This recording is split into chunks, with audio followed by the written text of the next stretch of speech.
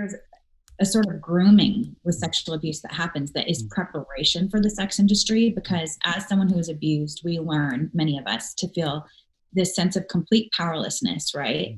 But a desire to take back control, and this feeling that your body is not your own, and just really to become comfortable and familiar with being sexualized and objectified.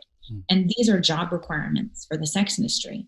So I walked into the strip club, and even though I had never been in that particular environment before, the experience of being sexualized and objectified was normalized to me already because of my history of abuse.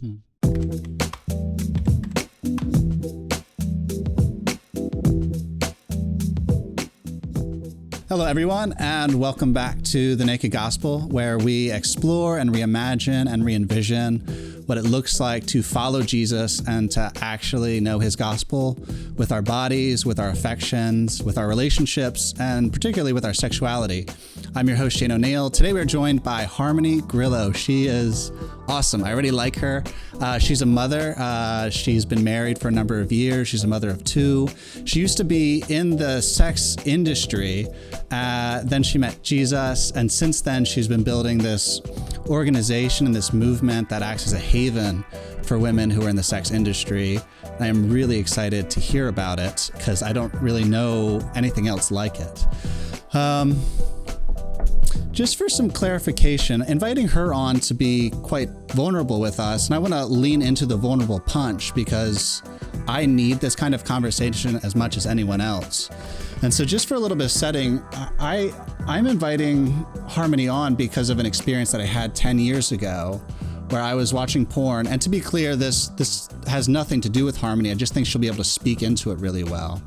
So 10 years ago, I was watching porn, just binging like we all do. And I saw this one video. There's a pretty woman.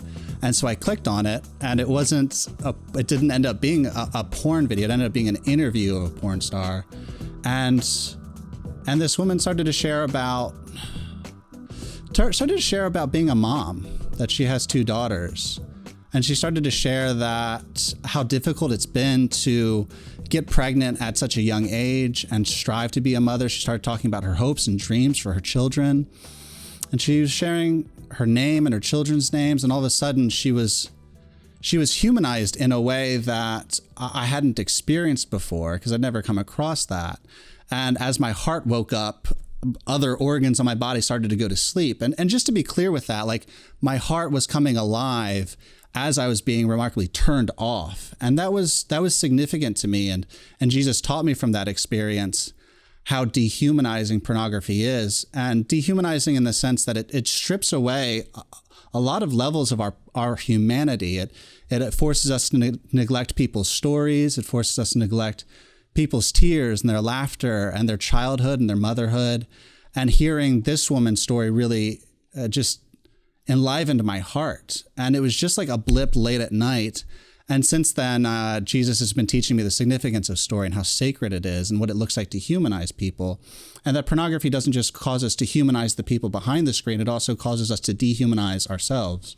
And so I'm excited to have Harmony on because she'll be able to humanize these people for us. And in the process, I think Jesus will go a long way in humanizing us and giving us back some of the things that pornography steals from us. So that's my spiel. That's my vulnerable spiel. Really excited to hang out with Harmony. If you find this conversation helpful, share it with somebody that you think would enjoy it. Continue to subscribe and track with us and enjoy the conversation. Harmony, thank you so much just for hanging with us today. Thank you for having me. Yeah, for sure. You're over on the West Coast, East Coast, so I'm glad we've been able to make the times work. Just for those who are listening in, would you mind just giving us a picture of what your life looks like right now? So first of all, I do want to say I loved your intro because one of the reasons I'm passionate about sharing my story is because I've always said it humanizes the woman on the other end of the dollar, or in the case of porn, on the other end of the screen. So I'm all about that, and I appreciate that intro. Amen. But yeah, today I'm married to an amazing man who shows me his love with his actions, and we have a blended family. We're raising our tween daughter, and then my little toddler boy. So prayers appreciated because it's special, especially in quarantine. Yeah. Because California is going crazy right now with COVID. Yeah. But I run an organization called Treasures, and we're an outreach and support to women in the sex industry and those that have been exploited and trafficked, and really just here to help them live healthy and flourishing lives. So that keeps me pretty busy, all of that. Yeah, I imagine that's true. It keeps your heart pretty active, I assume, too.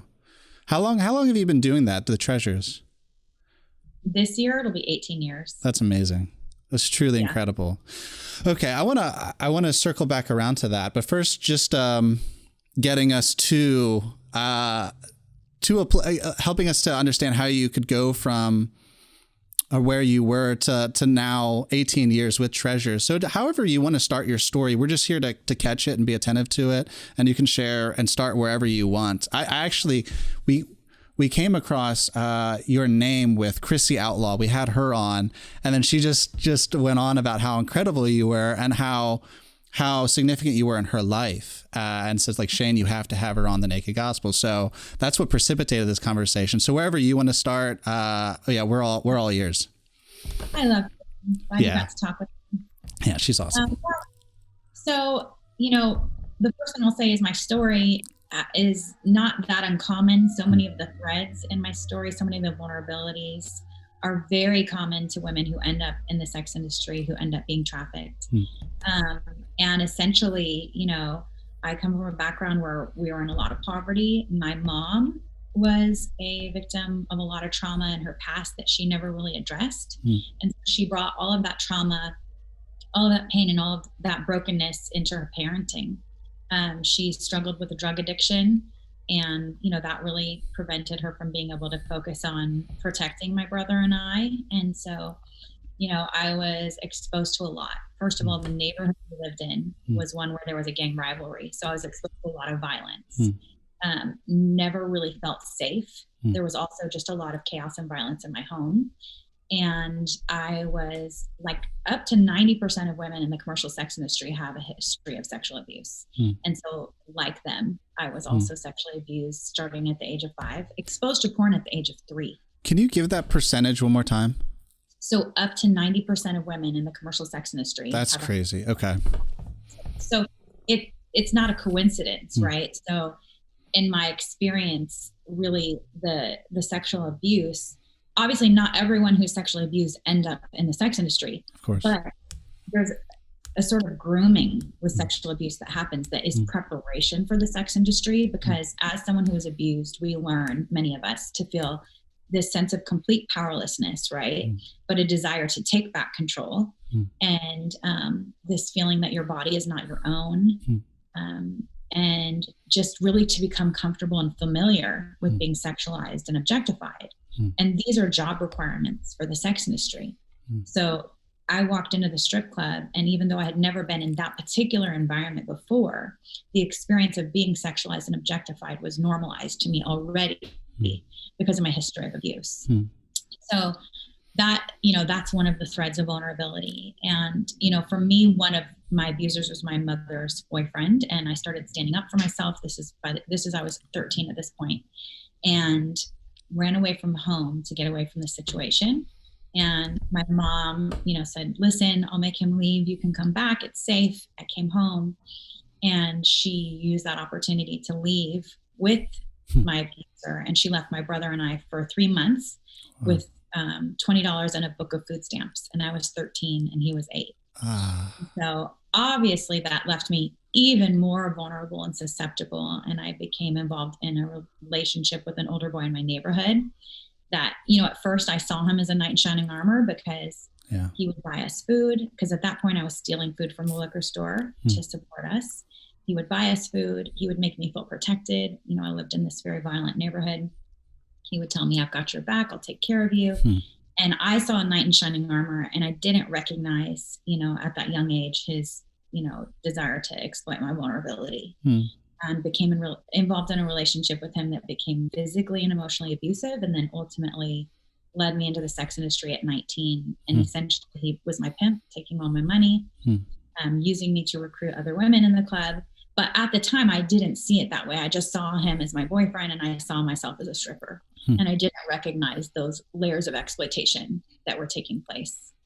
So that's kind of the backstory. And then the real catalyst for change for me began with a friendship. And it was just someone who loved me unconditionally, showed me the unconditional love of God, and really just showed me an opportunity to live a different way and to see myself a different way. And she did a lot of things right in our friendship. And really today, with the work we do with Treasures, in many ways, her friendship is a model for the way we do care. And yeah, so that's kind of it in a nutshell. And then of course the recovery journey, that's a whole nother season in time. And yeah. No, that's remarkable and helpful. So did she, just to be clear, so you were in that industry and this friend reached out to you, or she was in the industry with you and you guys got out together? How did that work? Yeah. So funny enough, oddly enough, I met her in a local ballet class at a community college. That's cool. And yeah, so she just, she was fun and she was funny and she didn't take herself too seriously. And you know, when I found out she was Christian, I was really afraid that she would judge me. Yeah. Based on I didn't even tell her the full scope of what my life looked like. But every time I gave her a little tidbit of something, she never she never just changed the way she acted towards me. She never batted an eyelash. She just continued to love me. And you know, she would invite me to church, but her friendship was not contingent on me going. And that was very important, because if at any point I had felt like she was trying to score brownie points with God, or I was some kind of project, I would have walked away. But she treated me like a real person. And that was really important. And she met me where I was at. And basically, eventually I became open to the idea of, wait, maybe there's something to this whole God thing, you know, because of the way she loved me. Harmony, how long was that? How long did that process take? Because because there's not just kind of the economic or external walls and barriers to moving on in life and like creating something new, but there's also psychological ones. Like, even as you said, it's like, this was the scenario with me and this guy who's my pimp, and he was like having me recruit. But like at the time I saw it this way, and it's like, yeah, like that makes total sense when you're in it. You're like, of course he's my boyfriend. Of course we're trying to make some more money and bring, you know, like it just makes sense. You would even say maybe even trying to like help out your friends by bringing them in. You look back and you're like, oh my God, what was I doing? You know? So when it comes to like a friend believing in you and just hanging out with you and sticking it out with you without ulterior motives, like how long was that process? Okay. So I'm hesitant to say this because it's short. Okay. Considerably. Which is awesome. It's a mirror. I love it. That's okay. It was about a year, and that is short. Yeah. In fact, it's incredibly short. Yeah.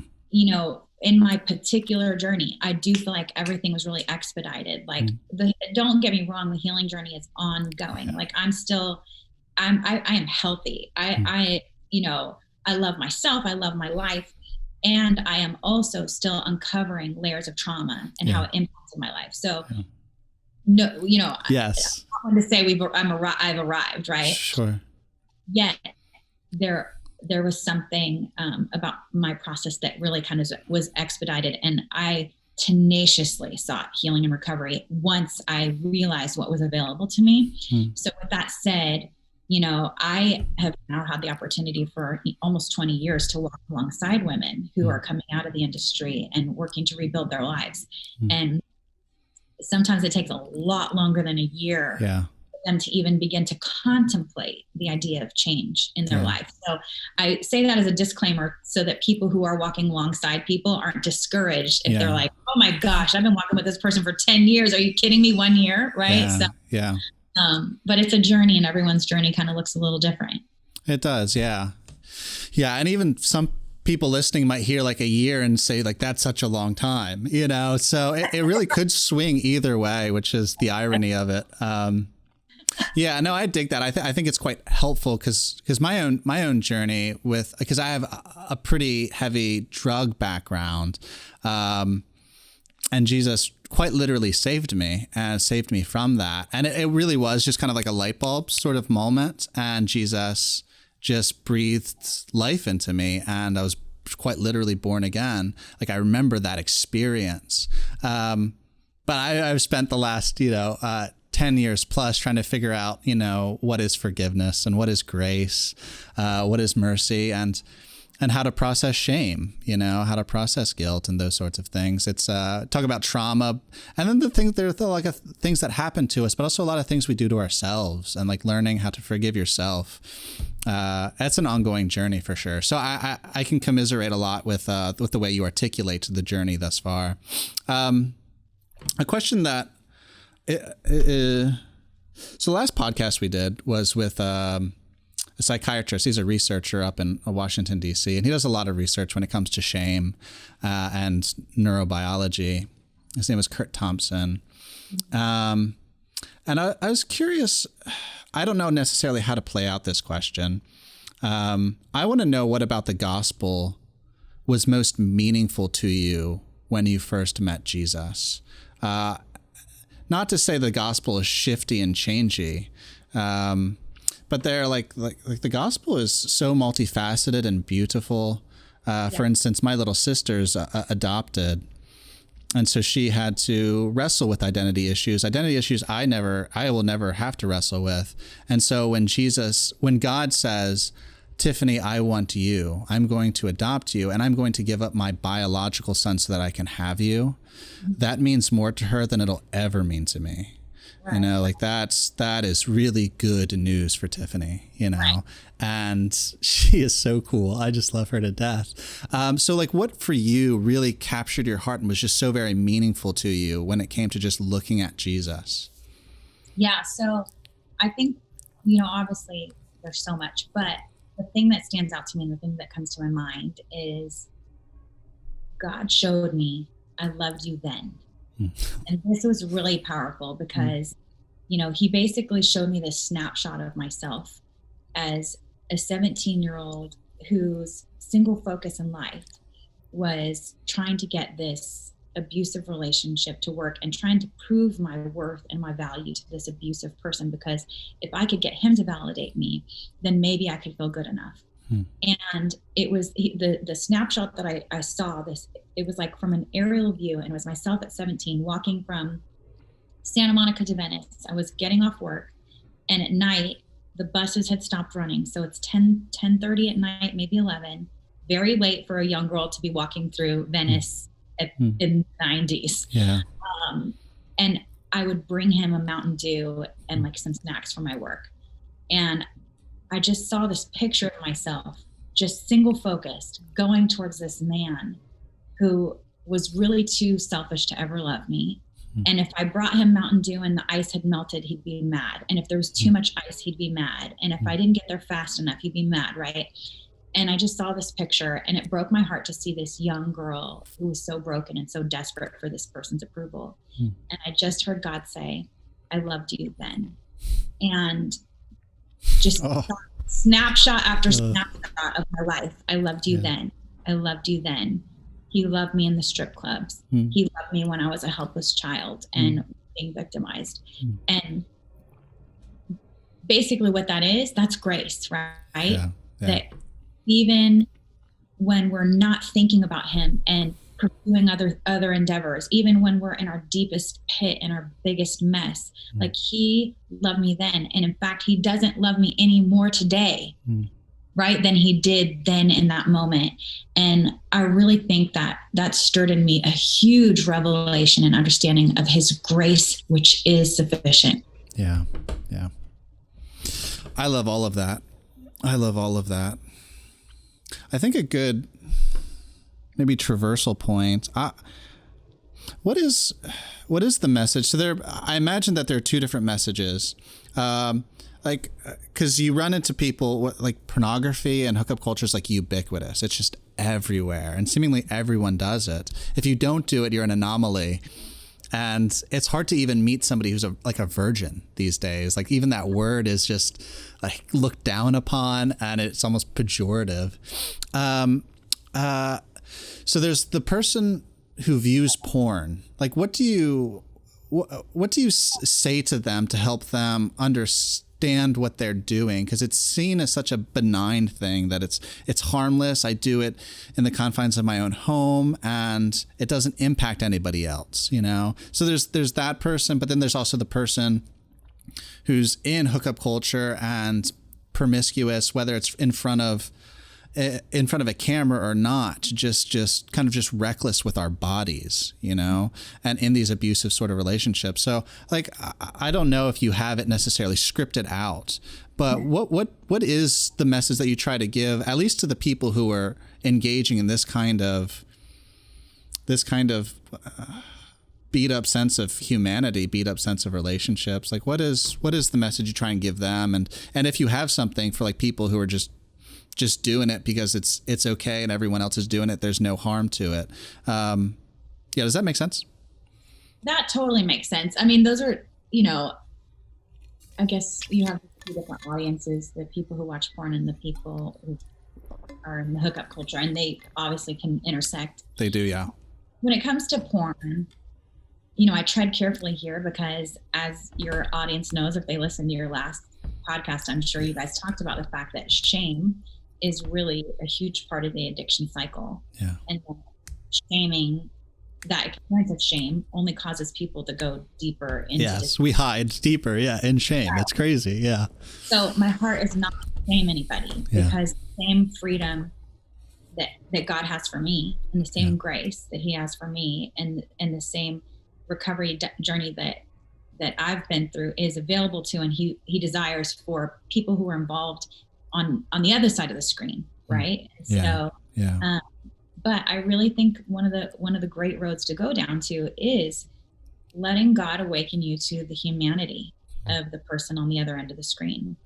And I think you said it really well in the beginning, like as your brain awakened to that, like other things were shut down and went to sleep. Yeah. The other thing that comes to mind is, you know, love your neighbor as yourself. And that means we have to also love ourselves to be able to love our neighbor well. Yeah. And so inviting God into that and asking, what does it look like in the context of porn to love myself? Yeah. And what does it look like to love my neighbor? In this case, your neighbor being the person on the other side of the screen. That's what I would say. And, you know, it's funny when you bring up the hookup culture bit, it reminded me of part of my experience is that I went to this concert. It was a hip hop concert. My friend kind of a little bit tricked me into going because it was like a Christian hip hop concert. I knew it was Christian, but anyways, during it, this guy got up and he shared his testimony. It was very brief, only a few minutes. And he basically said that he had been a homeless drug addict and that God changed his life. And he shared the scripture in John 15:5 that says, I'm the vine and you are the branches. If you remain in me, you will bear fruit. Apart from me, man can do nothing. And it really hit me because I thought, if God can love this man, then maybe he can love me. And the whole way home, I found myself asking the question, God, what does it look like to abide in you? What does it look like to remain in you? Which is not a bad question for people to ask themselves, the two audiences that you just mentioned. What does it look like for me to abide in God in the context of my given life, my life, you know? And I believe if we ask that question, God will answer. And in my case, ironically, I was stripping at the time still, and he told me abstinence. And you know, anyone else outside looking in could have said, are you kidding me? You're a stripper. Like, maybe quit stripping before you think about abstinence. Like, you're an abstinent stripper. That's so weird. But God understood that the deeper chain for me, the deeper tie, was the relationship with my exploiter. And stripping was secondary to that. And so he went straight to the root. And as I began to pursue abstinence, that tie with my ex-exploiter began to break. And then the byproduct was stripping. And that was a natural. I see what you're saying. Right. And so I don't know what that looks like for the people listening, but I encourage you to ask God, what does it look like to abide in you? Right? Apart from him, we can do nothing. And I realized I was that withered branch that was disconnected from God and trying so hard to make my life work. Right. And it just wasn't, not my way. No, that's really good. And I think the key there is actually asking Jesus. We assume so much. We assume so often that we know what Jesus would say as opposed to just asking him. And we don't ask because we don't believe he'll actually respond. but like Jesus is alive and he was resurrected with a voice box, like he knows how to talk. And of course he's going to speak through his word. Like there's no, there's no contention there, but actually get on your knees and saying, hey, Jesus, I'm stuck. Like, what do you want me to go after right now? Like, how are you trying to disciple me? Right? How do you want me to know your good news? Like actually asking him that. So that's I really love that. I love the part as well with, loving your neighbor as you love yourself. Like that's in the command that all the law and the prophets hang on, right? Like those are the two commands Jesus gives his church, his family, his disciples. And we have such an allergy to self-love, where it's like, if it's self-love, then it's self-help and it's broken, it's humanistic, it's hedonistic, whatever. And I think that's so important because we neglect, because there's this pathology, there's a story I can get in my head that Jesus can save other people with his truth in a way that he can't save me.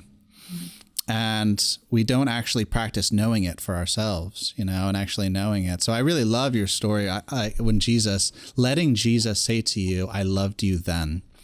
Right. And it was probably a practice for you where you're like, like some trepidation. We're like, well, what about then, Jesus? Yeah. And then him saying, I loved you then too, and just going through those scenes with him and letting him breathe life and redemption into them. It's really beautiful, really beautiful. Yeah. So, yeah, I love all of that. Okay. So when it comes to loving people, we had talked a little bit before we went on. I had heard, we're really quick to associate our actions, sometimes our occupations, but at least our actions with our identity. So if somebody is a stripper, and a Christian tries to love a stripper or somebody who's in a promiscuous relationship or whatever it might be, it's really easy for people to react to that and react to Christians. And sometimes it's justified because we Christians aren't as keenly discipled in the way of love as we ought to be sometimes. Mm-hmm. So what does it look like to love someone well when they're doing something that's hurting them, destroying them, without making them feel like they are the thing that is detrimental to society or some kind of reprehensible human being? So, I have so many thoughts about this, but I think it also starts with us, right? And we just talked about it. So I can't love my neighbor. I can only love my neighbor as well as I love myself. And yes. I can't love them if I don't love myself. And it's the same thing. Like, I think the first question is, are we aware of our own brokenness and how God has worked in and is working in our own humanity and our own brokenness? And if we can understand that for ourselves, then I think we can arrive more compassionately and empathetically for other people. Yeah. Because even if their brokenness looks different than ours, we understand the grace of God because we've allowed the grace of God to infiltrate our own life. Yeah. But if we haven't experienced that for ourselves, and if we haven't experienced the way God works in and heals and moves in our own brokenness and loves us through it, it's going to be very difficult for us to be a conduit of love and grace to other people. So I would say it starts there. Yeah. But, when it comes to the rest of it, it's like, loving people where they're at, meeting them where they're at. That's what Jesus did. One of the most powerful, impactful people in my life was the manager of the strip club where I worked. And he was one of the number one key people that God used in my story. Okay. He was the first person to ever pray for me. Wow. He's the manager in my strip club. And, it's a long story. I actually tell this story in my memoir, Scars and Stilettos, but essentially one night I found myself, just angry at the customers, and I used to kick over drinks and, just get really mad at them and even get violent with them, as did a lot of us. And I found myself in his office and saying, I can't do this anymore. And as it turned out, he was Christian, and he felt as trapped in the industry as I did. And he had been trying to get out, but because of his his history and a lot of other factors and his whole crazy story. Yeah. He got stuck there. Yeah. And so he had a briefcase, and in it he had a gun and a bottle of anointing oil. And he pulled out the anointing oil, which I'd never even heard of or seen. And he prayed for me that God would show me a way out. And it was within a couple of weeks that I ended up leaving for good. No way. I just think it's such a beautiful picture of God, and that he meets us where we're at.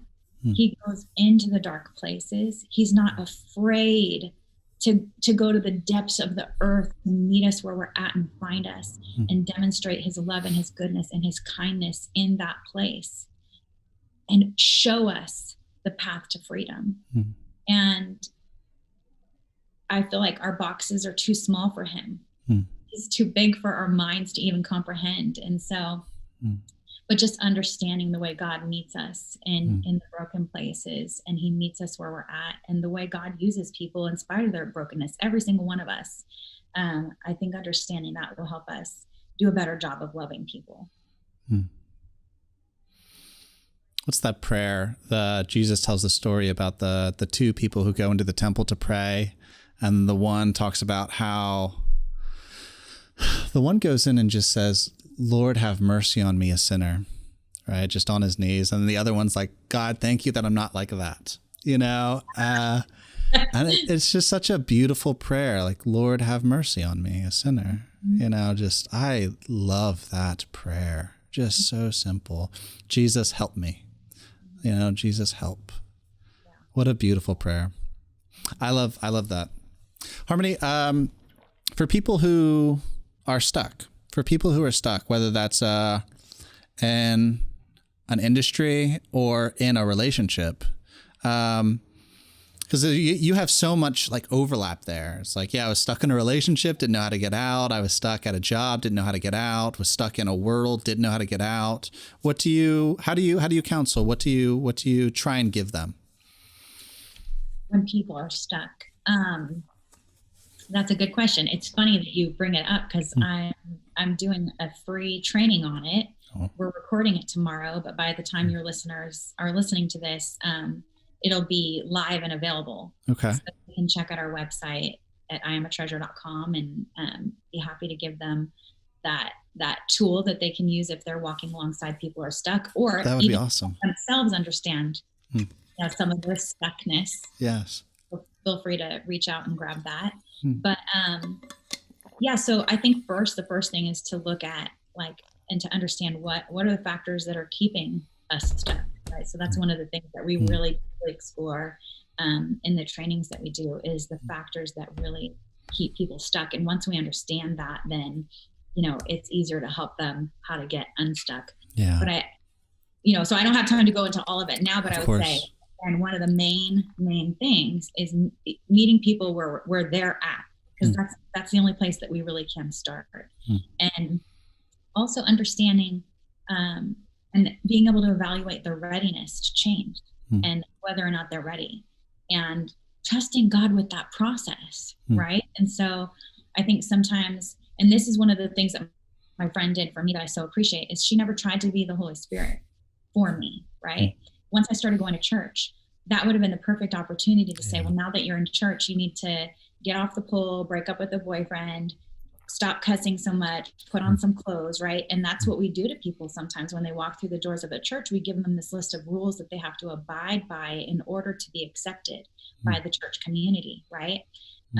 One of my mentors, Jen Toledo, she talks about, we tell people, behave and believe, and then you can belong. And that's the message that unfortunately a lot of times the church, if you behave, you do these things, and if you believe, then you can belong. When really we need to start with belonging, right? We need to start with, you belong here, right?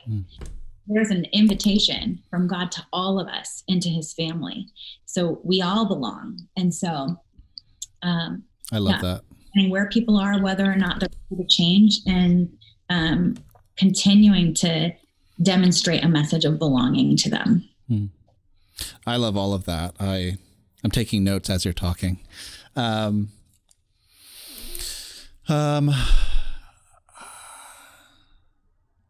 No, I think that that's as good a place as any to end on.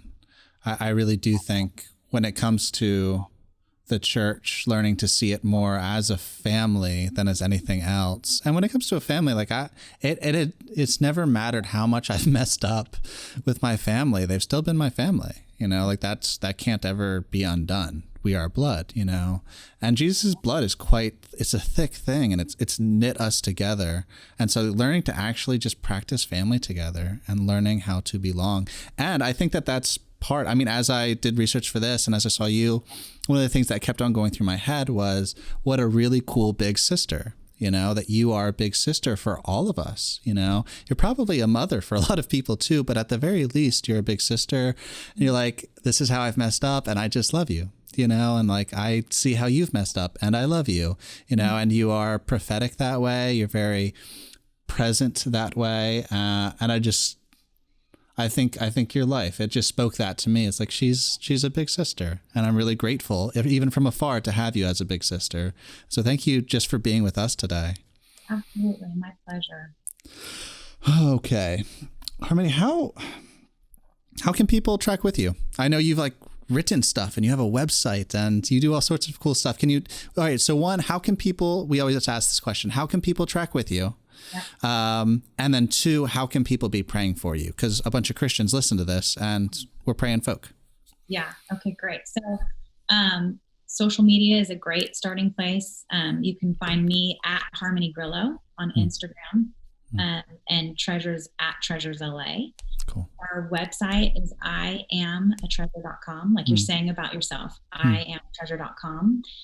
You can get access to the free webinar that I talked about. It's listed on our training page. We also have some other resources that are in our resource section. One of them is for those that may be struggling with sexual addiction. And one of the things that we created is a sexual addiction quiz. So if you're wondering, hey, is this really problematic in my life? You can take a quiz that we developed along with a psychologist who specializes in sexual addiction, and just kind of do a self-assessment and then figure out kind of where you're at with that. And we also, of course, always share resources to help people move forward towards recovery and freedom and healing. So, and that's all on your site there? iamatreasure.com. That's so cool. Is under our resource section. And the free webinar on how to help people who are stuck is under our training page. And of course, my memoir, Scars and Stilettos, is also available there. So people can check that out if they want to read more about my story or share it with someone who may be stuck. You can share that. That's a great way to reach people who are stuck is the story. Yeah. So, that might be a good idea. I love that. Okay. And then how can we just be praying for you? Oh, gosh. Oh, grace and more grace. A tween and toddler in quarantine in California, where COVID is like crazy right now. Yeah. And, for the women of Treasures, we actually have a prayer team. If anyone's really interested in getting on board and praying with Treasures, we have a prayer team that they can sign up for on our website as well. That's cool. Because, the women that we serve are some of the most vulnerable in our population. And with everything that's happening in our world, that vulnerability has increased dramatically. And, traffickers and exploiters are really looking to capitalize off of that. And so we've really got our work cut out for us, and we definitely could use all of the prayers that you guys can muster. Absolutely. Absolutely. I really love that you guys do that, because it's such a vulnerable. There was a Charles Spurgeon. He was this famous pastor, several hundred years ago in England. And he was really young, and they asked him to be a pastor, and he said he would. And he gave two prerequisites for being the pastor. And one of them was, you guys would pray for me fervently. And so there'd be times in his life when he would experience a level of attack that would alarm him. And he'd get up in front of the church and he'd say, hey, you guys aren't praying for me. And so you're not keeping your end of the deal, just knowing that he's in a vulnerable situation. But he could intuit in his spirit when people weren't, when God's people weren't praying for him, and when they were, based off of what they were going through. And he'd challenge them that way. I always loved that. So thank you. I love that you've invite people in to pray for that, because those are some really, really dark spaces. Like, a few things get darker. Like, sex is such a beautiful gift, and when it's exploited, it can become an absolute curse in someone's life with the abuse and with the exploitation there. Yeah, absolutely. Harmony, thank you for joining us. You've just been lovely. Thank you. I appreciate it. Yeah, it's been very cool. I would love to get you on sometime in the future as well. We've focused a lot on your story, and looking some at the industry, I think would help us as well, because this is really good for our hearts. It's just good for our hearts. Yeah, I love it. And I can send you the links to the quiz, the sexual addiction quiz, as well as the free webinar, so you can put it in your show notes, and the prayer team. Absolutely. That is perfect. Okay. Well, thank you for joining us. I really appreciate it. Awesome. Thank you for having me. Yeah, of course. Guys, thank you so much just for listening in. I hope that's been beneficial for you. Like I just said, it is so good for my heart. And I hope it's good for your heart too, just to see the people behind the screen, the people behind the porn. All of those resources will be in the show notes.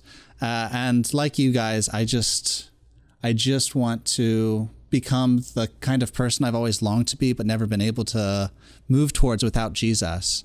And I think that just hearing people's stories, hearing their pain, hearing their hopes and their dreams will go a long way in that. So in your own discipleship with Jesus, continue to focus on story. A story is a very sacred thing. So check out the links below. Share this with somebody you think would benefit from it. Continue to subscribe, comments, whatever. We really love you guys. We're thankful for you. And we will catch you next time.